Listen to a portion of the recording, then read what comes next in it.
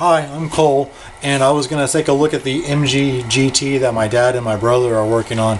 Before I do some welding with my carbon arc torch, I wanted to try to do some brazing with it, but I want to take a look at the progress on this first.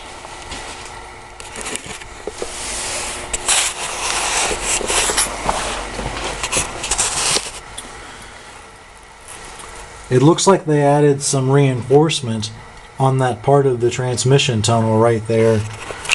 This main piece was already there. Well, it wasn't there, they added it. But it looks like they added some rectangles to either side of it and then a smaller rectangle in between the two and then welded it all together. They also added some reinforcement over there in that corner.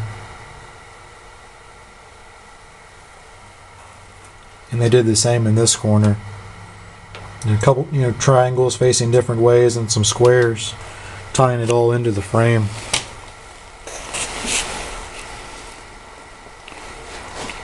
That's a spot welder right there. When I look at the engine compartment, it looks like they ended up making a little box so it's going to cover that wheel, or the bearing that was sticking up through there from the pedal box. It looks like it's welded on already. When I look through the pedal box area, it looks like they added a bar over to the side of the roll cage that ties into the front of the roll cage and comes up and ties into this bar that's on the side. They're making progress on the firewall. All of those little holes, those holes are going to be spot welded together. Some of those holes can be spot welded with a MIG welder, and other ones can be spot welded with this tool. This spot welder comes in pretty handy. When this lever is lifted up and down, it brings the two electrodes together. These are copper. When they make contact, electricity flows through them in an area that's about the size of a quarter or maybe a silver dollar. Around the area of those electrodes gets red hot. When that happens and this lever is pushed down, it pushes the two pieces of metal together and they spot weld. It's a pretty simple tool. It's got a nice big transformer. It's kind of a heavy piece, but it does really good at what it does. And when you're working in some areas, you can just crimp it together and spot weld it, and it saves a lot of time, and it makes it nice and smooth. It looks like they're building a box over in that corner near the firewall.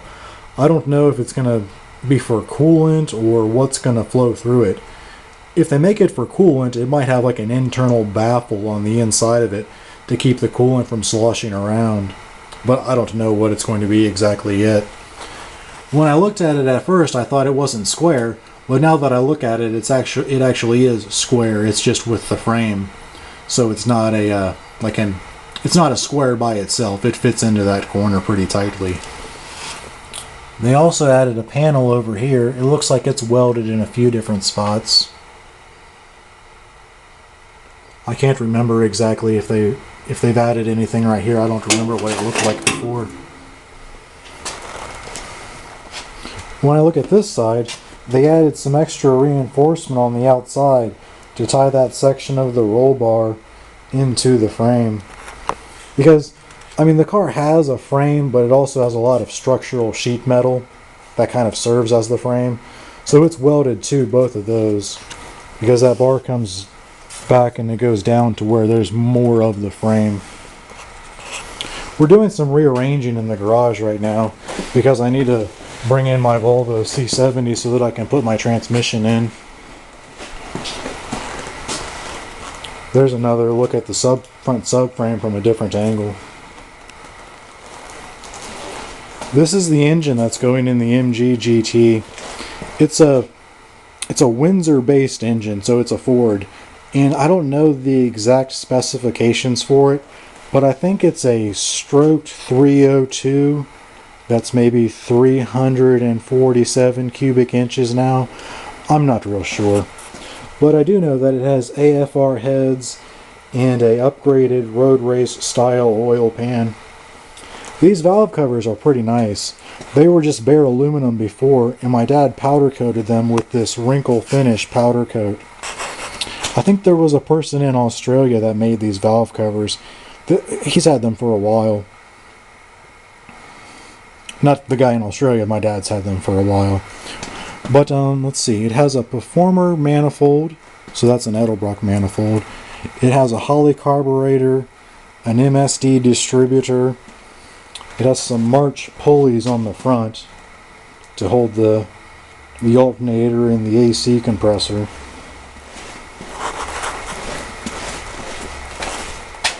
And my brother welded up these long tube headers.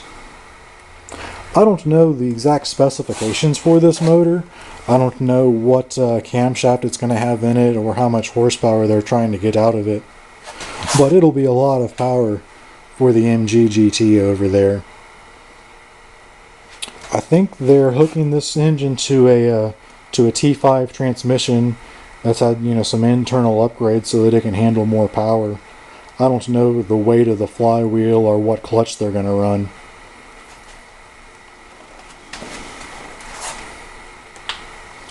What I'm working on this evening is this right here. This is it's some cast iron, and I'm going to try to braze it with this brazing rod.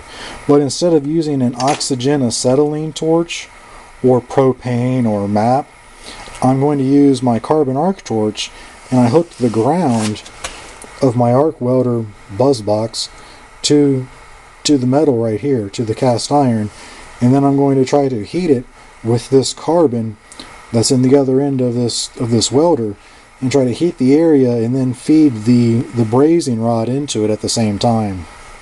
I don't know if it's going to work or not. I assume it will, because I can put a lot of heat into it with this carbon. I don't have any way to regulate how much power the welder slash buzz box puts out, but it's kind of good for me to not have any way to regulate it, because then I learn to regulate it on my own without just relying on a knob to turn up and turn down the power.